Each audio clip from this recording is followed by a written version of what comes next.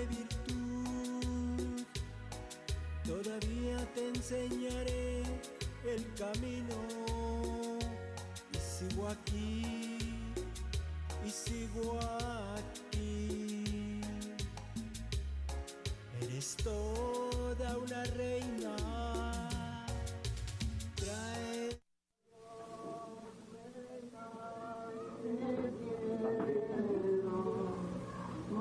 Desde aquí, en Tlaxcalancingo, en el lugar del venerable pan de maíz, percibo al mundo angustiado. Los árboles caen, las aguas se ennegrecen, el aire se torna gris. El monstruo de 1000 cabezas, llamada televisión, se ha apoderado de todas las mentes. La mancha opaca de concreto crece sin cesar cercando a mi pueblo. La alta filosofía, heredada por mi gente de sus antepasados, es borrada por las voces del imperio. Las nuevas generaciones solo reina en ellos la confusión y la indiferencia. La preciosa lengua mexicana ya solo se escucha en bocas cansadas y opacadas, y un silencio profundo apaga los sonidos de la vida.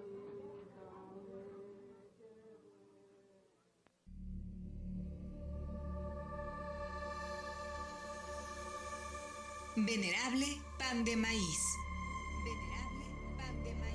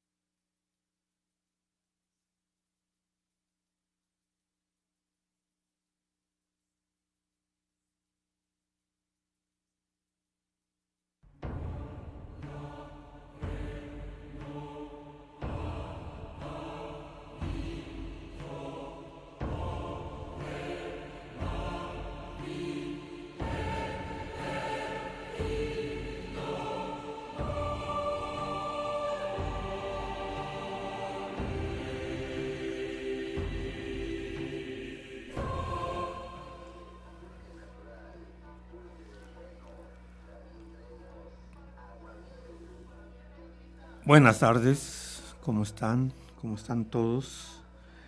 Pues aquí nuevamente en Venerable Pan de Maíz, la 107.1 Chololan Radio, esta estación comunitaria de la región de Cholula. Y pues aquí estamos nuevamente en estos días en donde se acercan nuestros antepasados a visitarnos, están llegando, están aproximando, pero los que se adelantaron muchos son los comerciantes. Híjole, ¿desde cuándo ya estaban ofreciendo flores y todo eso? Y luego calaverizando la fiesta. O sea, no se habla de otra cosa en estas fechas más que de calacas. Y la fiesta de muertos original nada tiene que ver con calacas. Era otra cosa. Sin embargo, pues ahorita ya con la invasión citadina para esta festividad, pues ellos lo entienden así.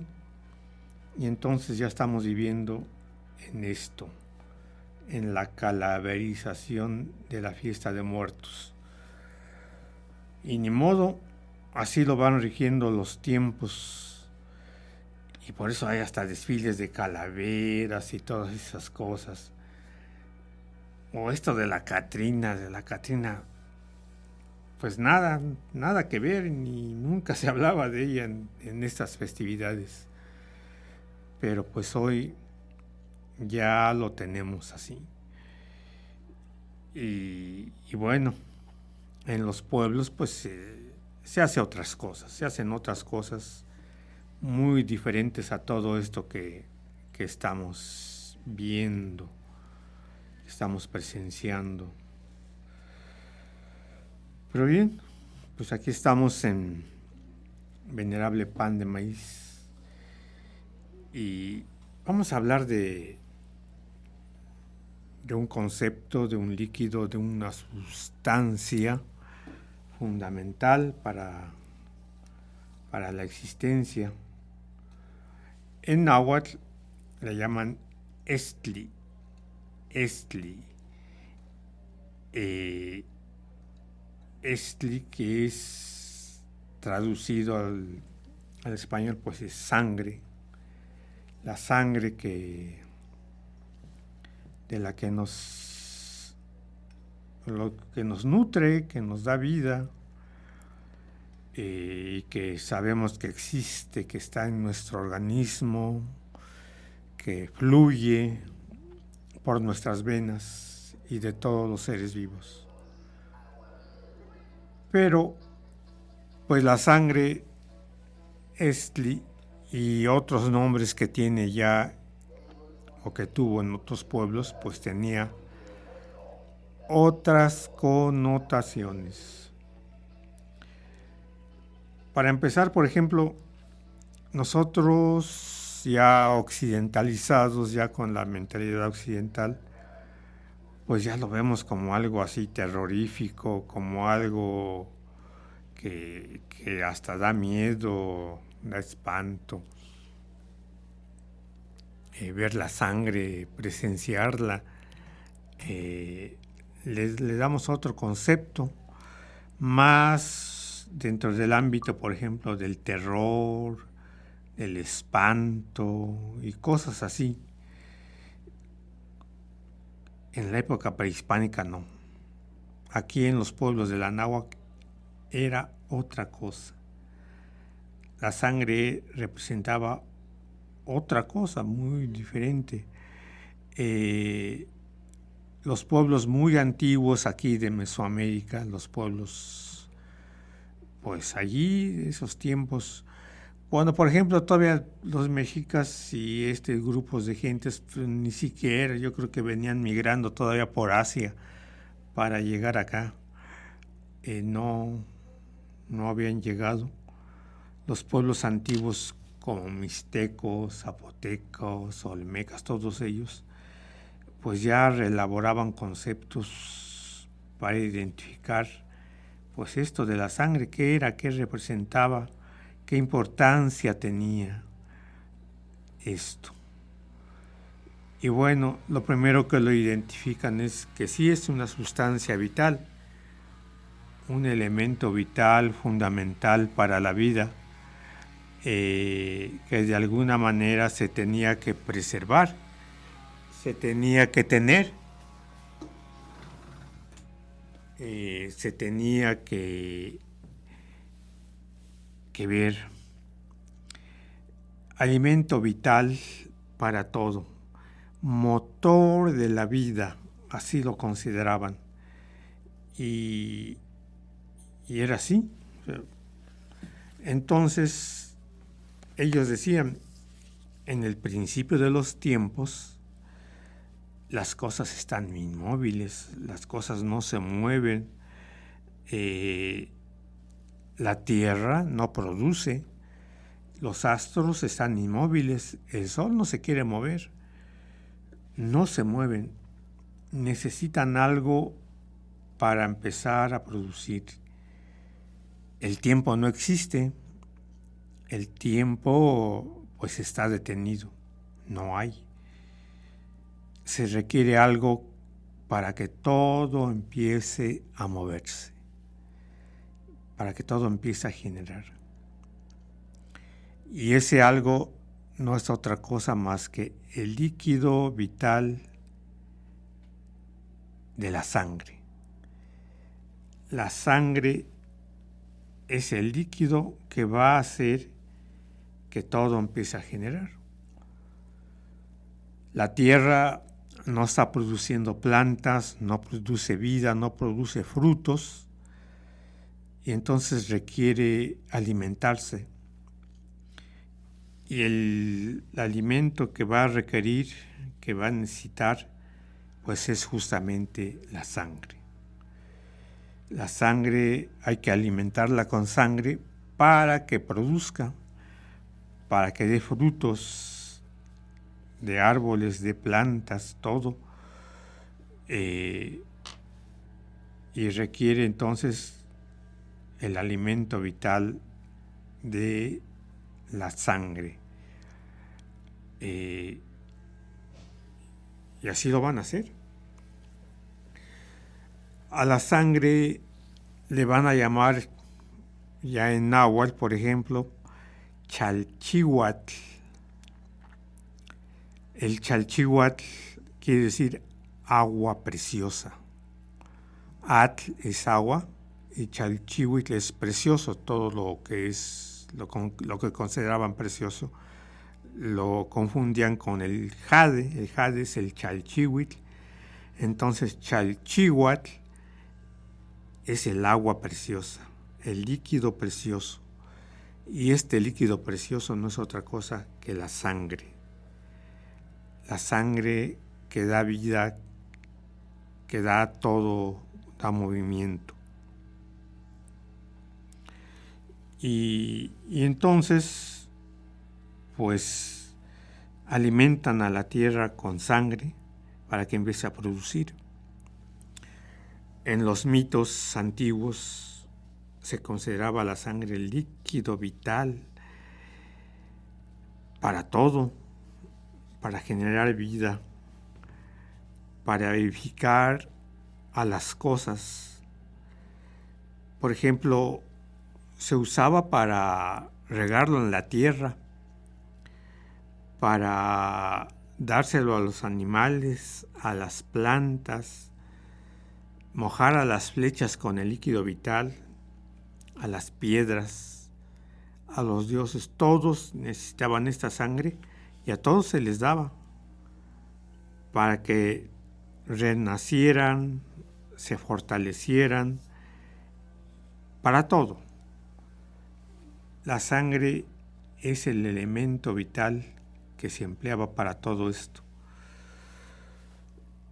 Y así lo empleaban. Quetzalcóatl, cuando ya se generó, primero para generar el quinto sol, se necesita primero que mueran todos los dioses y que viertan su sangre, porque el sol también necesita pues de la sangre, en este caso de los dioses. Ejecatl mata a todos los dioses, los va matando uno por uno, y luego también él se autosacrifica para que el sol empiece a moverse. Si no, no se mueve.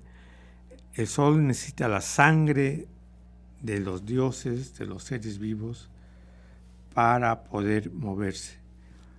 Y solamente de esta manera pues se genera esto, el movimiento del sol, y junto con él de todos los astros y las estrellas. Y luego, pues ya moviéndose el sol, Quetzalcóatl dice: vamos a crear a la nueva humanidad. Y la nueva humanidad, entonces, para que se cree, él baja al inframundo. Recuérdense de este mito. Baja al inframundo, convertido en una hormiga, a traer los huesos de los antepasados. Los saca, llega al Tamuanchán. Allí una diosa los muele bien los huesos, y entonces Quetzalcóatl hace sangrar su miembro viril y esa sangre la mezcla con los huesos. Los demás dioses se sacrifican, se horadan la lengua, y de la sangre de la lengua la mezclan también con estos huesos, y solamente de esta manera cobran forma. Le dan la forma humana, y así se genera la primera pareja humana, que va a generar después a todos los demás. Así se genera la raza humana de nuestros tiempos, según el mito de Quetzalcóatl.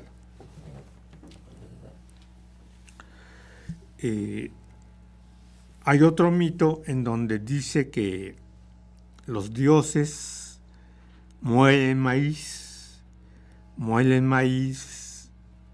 y la mastican y la mezclan con sangre, y eso es el alimento del hombre, del primer grupo humano que se va a generar, porque ya generaron al hombre, ya está ahí hecho, pero no habla, no vive, no piensa. Entonces le van a dar de comer maíz, pero masticado por los dioses. El hombre se alimenta de él y así es como revive y como surge a la vida y empieza a vivir. Otro mito, por ejemplo, como ya esto de mezclar el maíz con la sangre, en el autosacrificio de los dioses, se lo van a dar a los humanos y entonces a la sangre se le va a identificar como la chispa de la vida. La verdadera chispa de la vida, no el refresco que tanto nos anuncia, no, es la sangre. La sangre es el líquido sagrado que va a generar la vida, el líquido precioso, por eso es Chalchihuatl, y así lo van a pintar en todos los códices que muestran a la sangre. La mayor parte de ellos en las terminaciones pintan jades, o pintan flores. Y estas jades y estas flores representan justamente la vida, el renacimiento de la vida, el surgimiento de la vida, pero la vida preciosa, o sea, no es algo negativo, es el líquido precioso que genera todo, y se lo dan a todos. O sea, el ser humano, para agradar a los dioses, se tiene que sacrificar, autosacrificar, se tiene que sangrar, y por eso se horadan las orejas, la lengua, los labios, todo, para que fluya la sangre, y esta sangre que es sagrada y que a los dioses les gusta mucho, pues no hay mejor ofrenda que esa, que la que pueden hacer.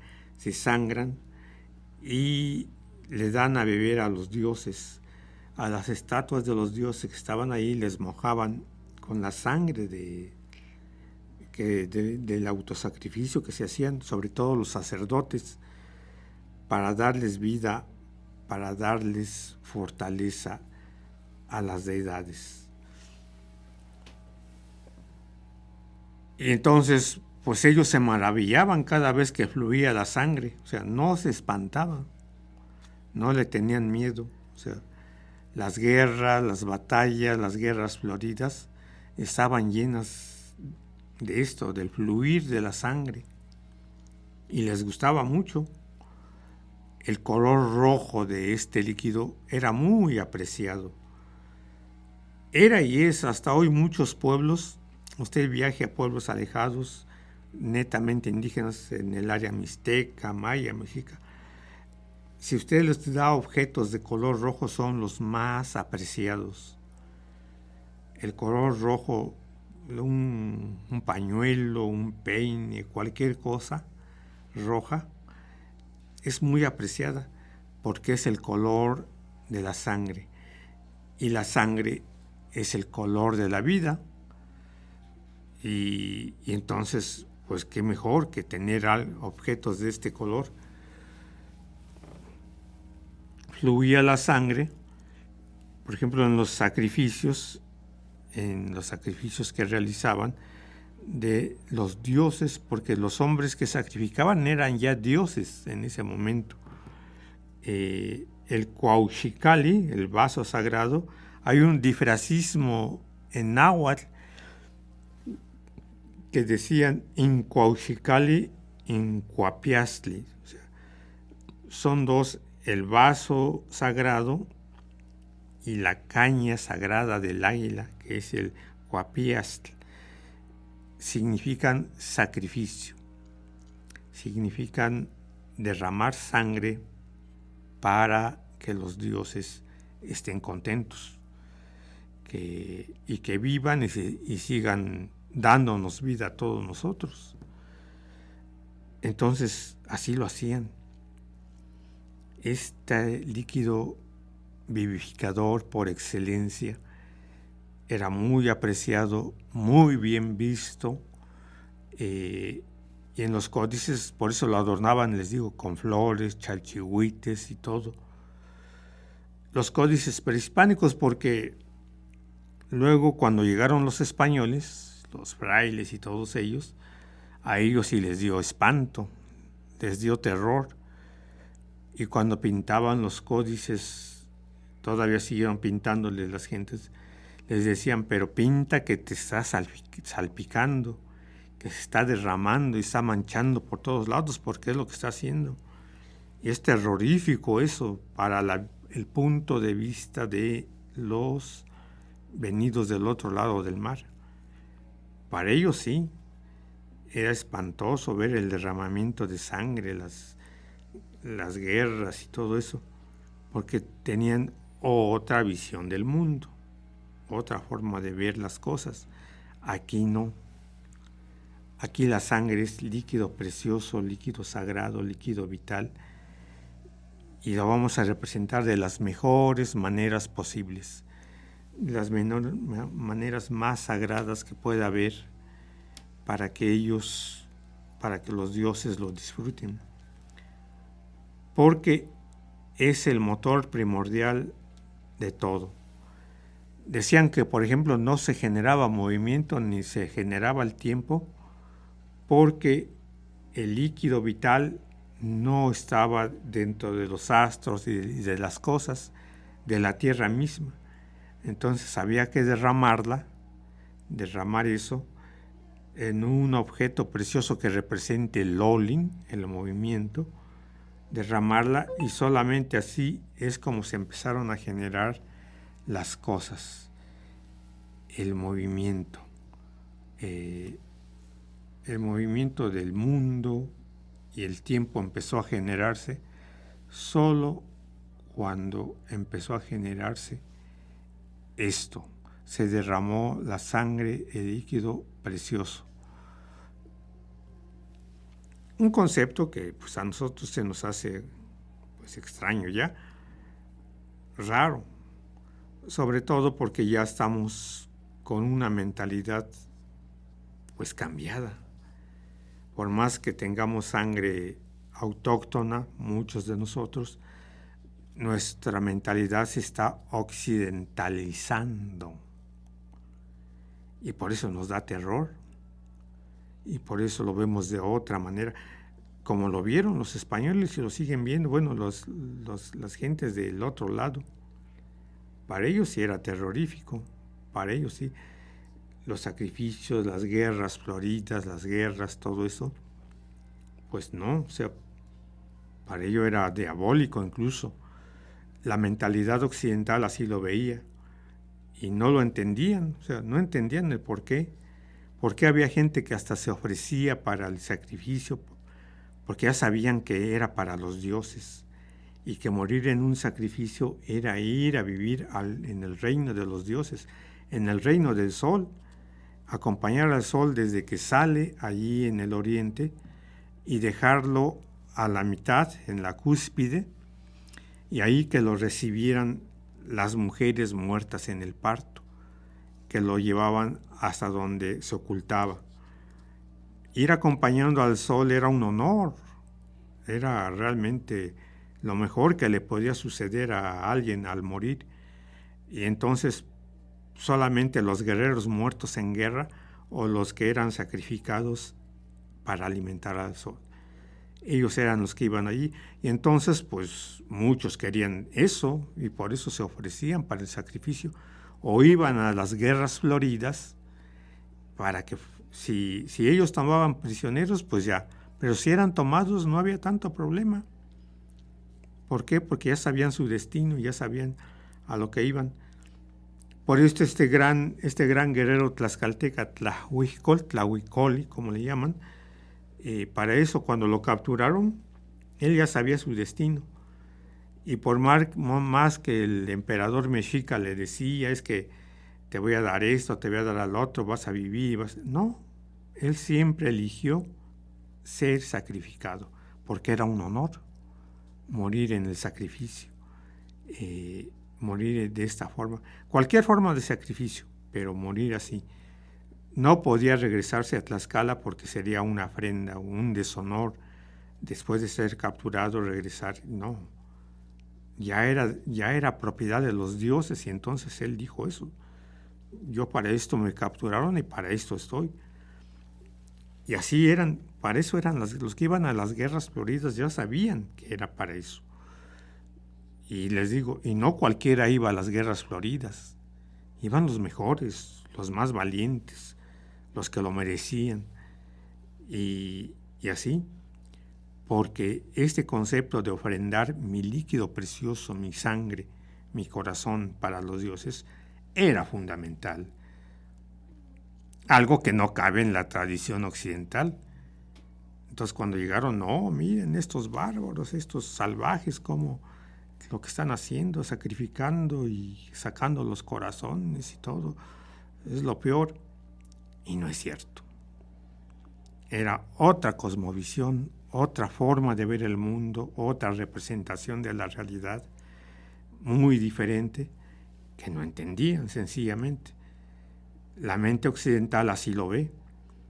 Y no, el sacrificio humano es, podemos decir, la cereza en el pastel de toda una cosmovisión profunda, amplia, maravillosa que se generó aquí. Y es lo que coronaba esto. Y no nada más lo hacían los mexicas, desde tiempos antiguos lo vinieron haciendo. O sea, todos los pueblos, mayas, mixtecos, zapotecos, porque elaboraron una cosmovisión de esta manera. Y así lo entendían y así lo vieron. Y le dieron sentido y le dieron contenido. Y por ejemplo, hoy, si no hubieran venido los españoles, a lo mejor se siguiera haciendo con las mismas pautas y todo, y sin mayor problema. Llega otra manera de pensar, y los primeros que se espantan son ellos, y luego empiezan a espantar a todos los demás. Y entonces se empieza a cambiar. Pero no era eso, era otra cosa. Este líquido sagrado, el estle, el chalchihuatl, era realmente muy apreciado. Por eso no se asustaban de las guerras. Había guerras entre todos los señoríos, los pueblos, no faltaban. Y eran el motor para que continuara la vida. O sea, así lo consideraban aquí. Eran el motor para que la vida subsistiera, siguiera existiendo. Entonces pues no se podían detener, no podían hacer que esto dejara de suceder. Y así se vivía, y se vivía bien, y se producía todo y todo. Con todos no todas las sociedades son perfectas, ni son la maravilla, ni nada. O sea, todos tienen errores, porque todos los seres humanos en realidad somos iguales. En la religión que estemos, en el pensamiento que estemos, en la cosmovisión que estemos, somos netamente iguales. O sea, no hay diferencias. Y así era acá también. Con todo ahí su cosmovisión también había otras cosas, otros problemas. Había sojuzgamientos, por ejemplo, los mexicas cuando llegan, invaden y sojuzgan a muchos pueblos, pues tenían un concepto y una razón de hacerlo y lo veían así normal. Muchos pueblos decían, bueno, pues ya nos tocó ser sojuzgados. Unos lo aceptaron, otros no tanto, y otros ni siquiera se dejaron y no pudieron con ellos, como los purépechas o los tlaxcaltecas. Así. Pero sabían que por encima de todo había dioses, deidades, que sí necesitaban que continuaran vivos y necesitaban del líquido motor de la vida. No nada más era para los dioses, era para todo. O sea, les regaban sangre a las piedras, a las flores, a las plantas, a todo, para que se fortalecieran y continuaran con vida. Esa era la visión, la cosmovisión que se tenía. Y así lo veían y lo vivían. Es todo un gran conocimiento, una grandes civilizaciones que aquí hubieron, así configuraron su mundo. Como otros pueblos configuraron otras formas de pensar y de ver y de vivir el mundo. Aquí fue esta, así se vivió, así se está. Y entonces, cuando llegan los españoles y llegan, ¿saben cómo impusieron sus dioses, los dioses que nos trajeron? No lo llegaron imponiendo así a la buena de Dios. Fue a sangre y fuego, fue con la espada. O sea, los que no se querían convertir, los quemaban en la hoguera. Hubo sacrificados en la hoguera, o aperreados, o en muchas formas. Aquellos que les decían que practicaban idolatrías eran muertos, eran asesinados, o sea, a sangre y fuego fue como se impuso un nuevo pensamiento. Porque yo, que siempre he vivido en este mundo y los dioses que tengo siempre me han dado todo lo que he necesitado y me hacen entender el mundo en donde estoy y cómo estoy viviendo, ¿cómo llegan otros y me dicen que esto no es así? Pues no. Una cosa es que ellos lo digan y otra cosa es que yo se los crea. No fue tan fácil. O sea, muchos nada más hicieron como que creyeron para que no los siguieran molestando, para que no les siguieran diciendo, ya me voy a quitar de estos de encima, le voy a decir que sí creo en su Dios que me están trayendo, para que no digan más. Pero en el fondo no. Y fueron muchos ejemplos en donde construían, les hacían derribar sus templos antiguos, sus dioses y todo, y les hacían construir nuevos templos. Pues en la base de los templos a donde iban a poner el nuevo santo que les trajeron, allí abajo enterraban al dios antiguo, al que consideraban verdadero. Ahí lo enterraban. Y entonces, cuando iban supuestamente a venerar al nuevo Dios que les trajeron, en realidad iban por el que tenían antes, porque sabían que ahí estaba. Y ni lo sospechaban los frailes, los españoles y todo. Y ellos sabían, por ejemplo, una forma de venerar a los dioses fundamental que se hacía aquí, era danzando. No había otra forma de venerarlos, ni de tenerlos en consideración. Porque, por ejemplo, de los dioses así palpables y que se veían a simple vista y todo, eran, por ejemplo, las estrellas, el sol y la luna. Y fueron considerados deidades. Tonatiuh, el dios sol, que tuvo muchos nombres, uno de ellos fue el de Huitzilopochtli, la luna, Metzintli, Mestli, Citlalme, las estrellas, eran deidades. Y lo que más observaron, sobre todo el dios fundamental, el dios por el quien vivimos realmente, es el sol. No hay otro. Si el sol se muere toda la vida en todo el planeta y en todos lados. El sol es el que nos da vida, el que nos mantiene vivos. Es el Dios real y lo podemos ver allí en el cielo, que nace en el oriente, se mete en el poniente. Entonces va girando, va caminando, camina en el cielo y es redondo. Y ese camino, ese caminar diario, ellos dijeron, en realidad está danzando. Está efectuando un movimiento circular como una danza. Y junto con él todos, la luna también se mueve, danza, las estrellas también, todo el universo está danzando. Y entonces los dioses en realidad lo que hacen es danzar, todos. ¿Y cómo entonces nos vamos a comunicar con ellos y les vamos a pedir cosas? Pues haciendo lo mismo, imitándolos. Pues entonces hay que danzar también. Y por eso los círculos de danza que se elaboraron desde tiempos muy antiguos para comunicar, venerar y honrar a los dioses. Decir, estamos con ustedes, hacemos lo que ustedes hacen, también danzamos aquí en la tierra y de esa manera mírenos, escúchenos, así lo estamos haciendo. Y esa fue la manera de venerarlos. Llega la nueva religión y dice, no, Dios lo que quiere es que te arrodilles y le supliques y le pidas y todo esto. Y aquí dijeron, bueno, eso es lo que tú piensas, pero yo pienso que es mejor danzando. Y entonces trataron de borrar todas las danzas, trataron de quitarlas, pero no pudieron. No pudieron y hasta hoy hay muchos pueblos en donde a la mitad de la misa entran los danzantes a danzar adentro de la iglesia a mitad de la misa y ya luego se salen y siguen danzando en el atrio. Porque también decían, para comunicarse y que los dioses nos vean, pues hay que estar afuera, al aire libre, para que nos vean. El sol nos ve cuando estamos danzando, si estamos danzando afuera, no necesitamos entrar adentro de ningún templo. Y entonces no entraban a los templos.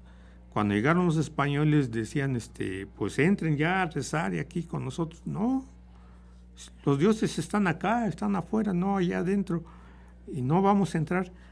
Lo que hicieron entonces los frailes es construir los atrios al aire, los atrios abiertos, así, para que ahí afuera, ahí sí se congregaba la gente. Después de que danzaban, hacían la misa, se iban los sacerdotes, pero ahí estaba toda la gente y luego seguían danzando. Y así, de esa manera, porque no los convencían de entrar a los templos adentro, no tiene sentido. Y luego dijeron, bueno, pues ya están convertidos. Y no. Siguieron haciendo sus rituales, muchos rituales sobrevivieron, sobre todo el fundamental, el de subir a los cerros.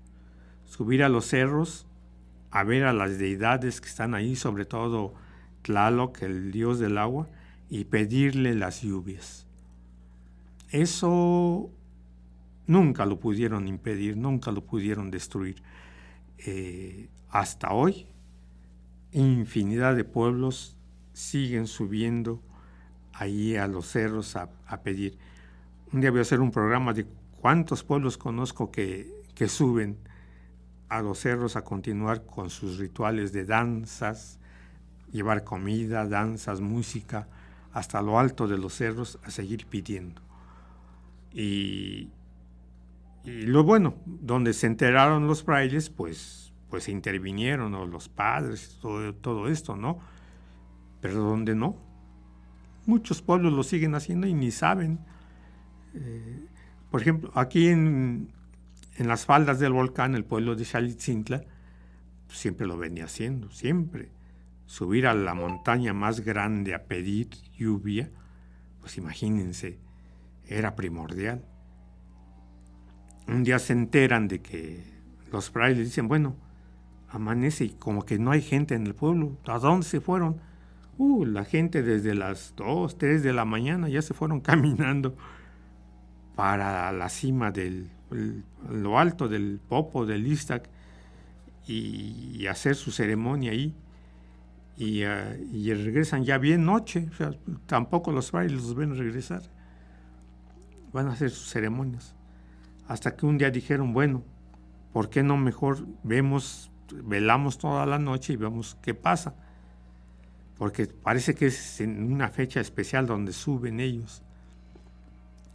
Y entonces un día se dieron cuenta que justamente los 12 de marzo de esos tiempos subían los pueblos de ahí, de las faldas del volcán de este lado, se iban y los siguieron.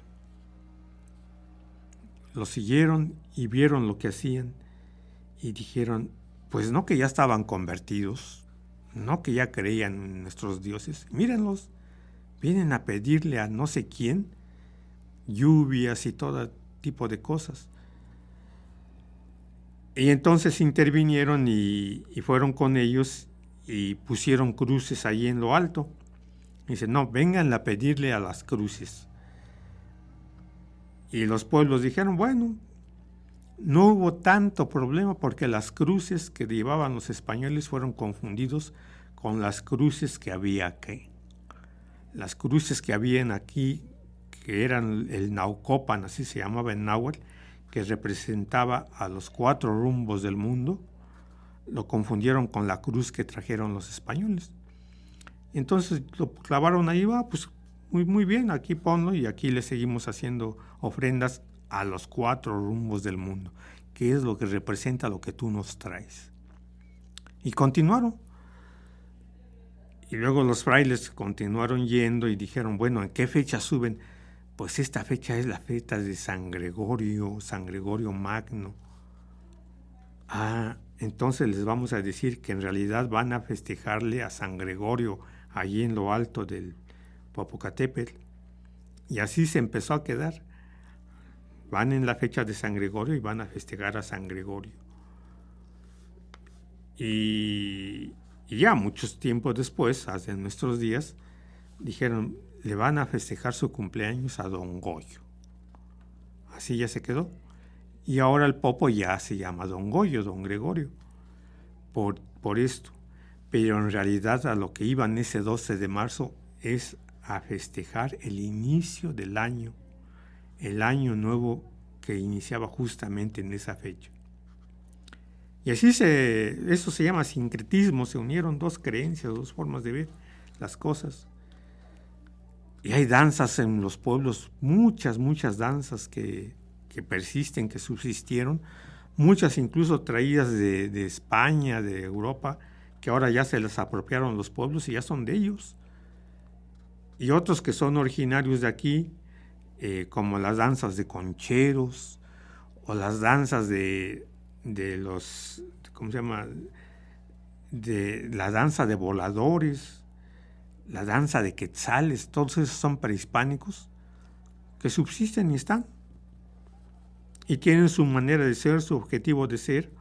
Y aunque ahora la gente ya se le olvidó que en realidad estaban dedicadas a sus deidades antiguas, ahora ya las dedican a los dioses nuevos que las trajeron, el ritual sigue siendo el mismo.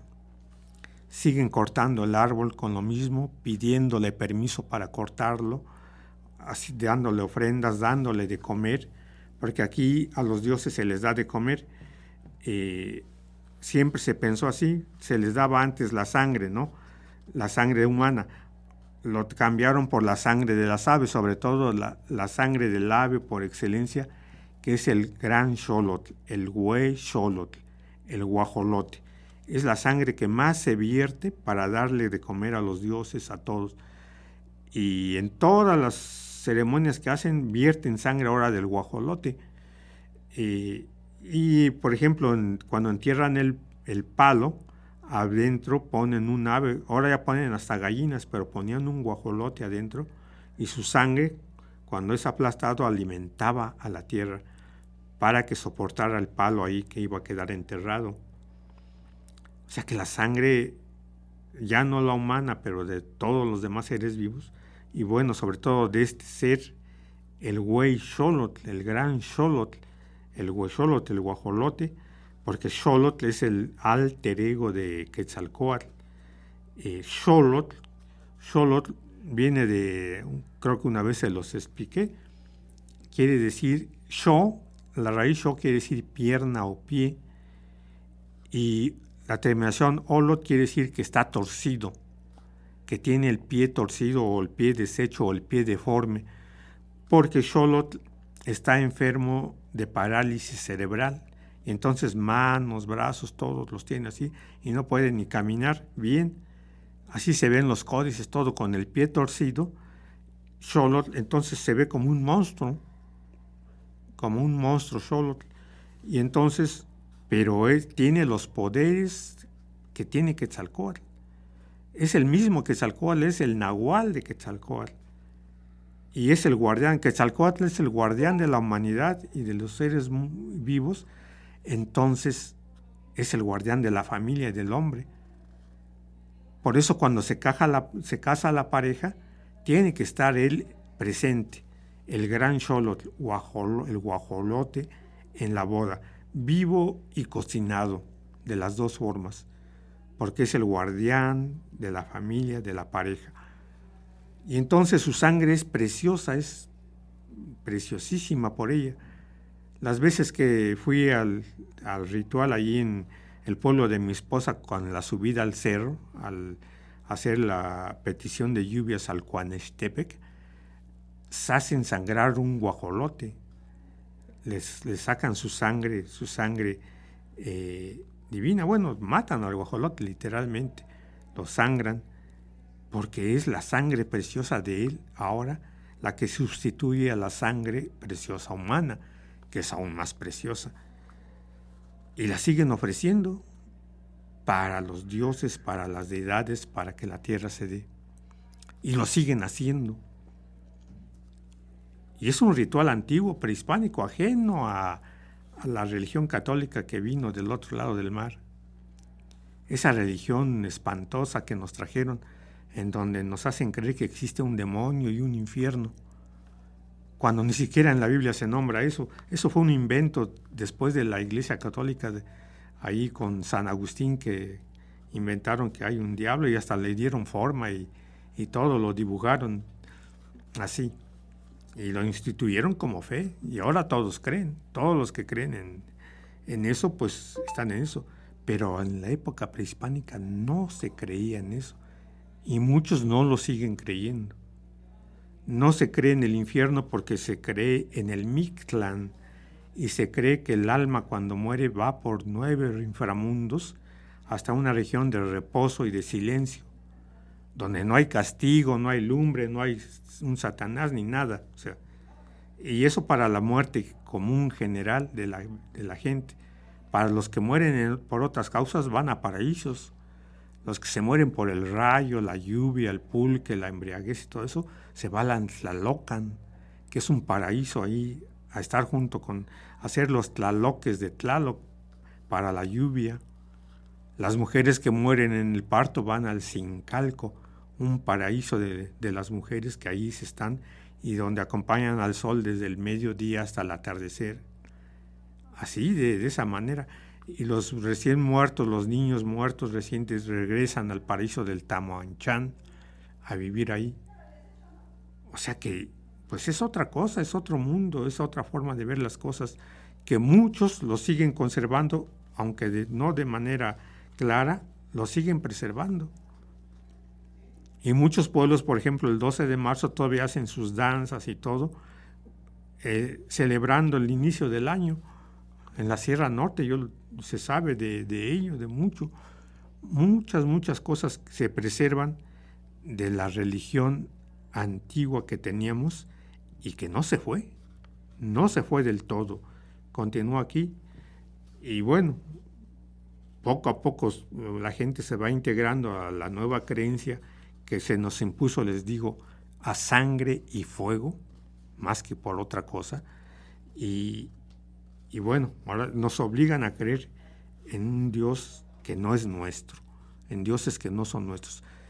Imagínense hoy que viniera una invasión, no sé, de otro planeta, ¿no? Y nos dijeran, ¿saben qué? El Dios que nosotros traemos es el verdadero y el que ustedes tienen, no. El que tienen ustedes es una falacia y todo. Y los que tienen ustedes, porque en el mundo no nada más está el Dios que veneramos aquí. En otros lados, en otros lugares, veneran a otras deidades, a otros dioses. Alá, Mahoma, en fin, otras deidades. Y son más gente las que veneran a otros dioses que los que veneramos, en este caso, al Dios Jehová de los cristianos. Pero que viniera una fuerza muy fuerte de fuera y dijera, los dioses que tienen aquí valen queso, ¿no? El que yo traigo es el verdadero, y dejan de creer. Pues los que creen realmente así firmemente, no tan fácil los van a hacer cambiar de opinión. Así sucedió en la época prehispánica, en aquellos tiempos, cuando llegaron estos invasores a hacernos pensar de manera diferente. Y el concepto de la sangre, entonces, líquido precioso de vida, se perdió para ser símbolo de muerte, de cosas horrendas, de cosas, bueno, de muchas cosas que así los considera el nuevo pensamiento que llegó. Y por eso se horrorizaron de todo, y de los sacrificios, y de esto, y del otro, y todo. Y son salvajes, y son esto, cuando no era así. Entonces, Estli, la sangre, líquido vital, líquido precioso, que tenía otra connotación en la época prehispánica, sigue existiendo, nos sigue dando vida. La sangre en realidad tiene el color por el hierro.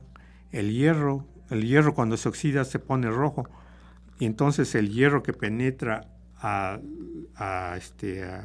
los glóbulos blancos, a la hemoglobina. La hemoglobina es una molécula en donde tiene un átomo de hierro ahí metido, y ese átomo de hierro le da el color rojo.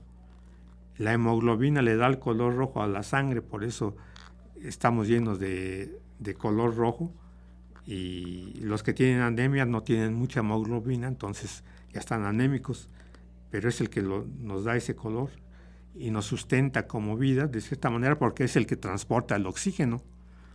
Pero la vida fluye en el líquido que lo rodea.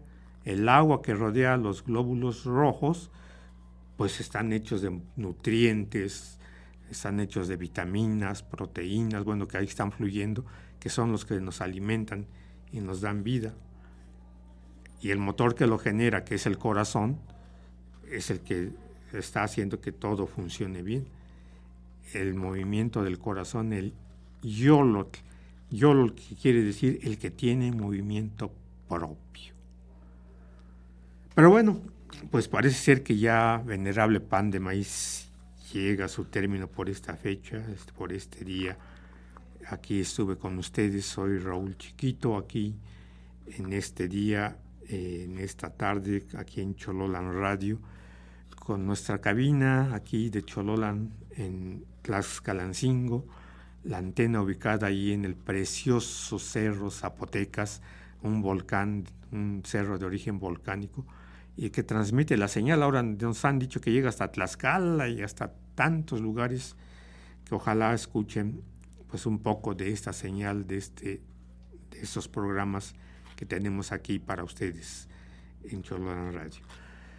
Pues nos estamos viendo dentro de 8 días, si así lo quieren los hados del destino, si así lo quieren las cosas del mundo, como dicen algunos, y ojalá se calmen ya las aguas. Parece que ya se calmaron allí en la Sierra Norte, ya todo se está tranquilizando, y que la ayuda llegue a nuestros hermanos de esos lugares y sitios.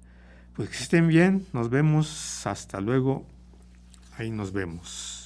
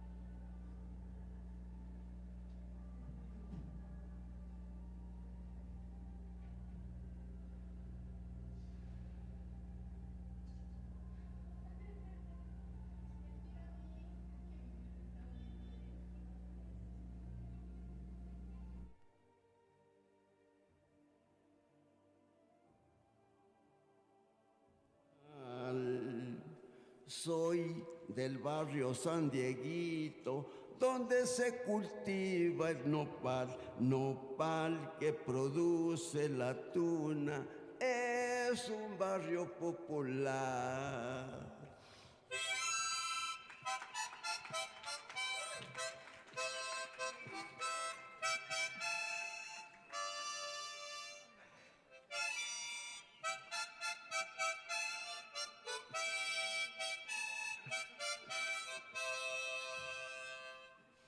Vuela, vuela pajarillo por toda la nopalera.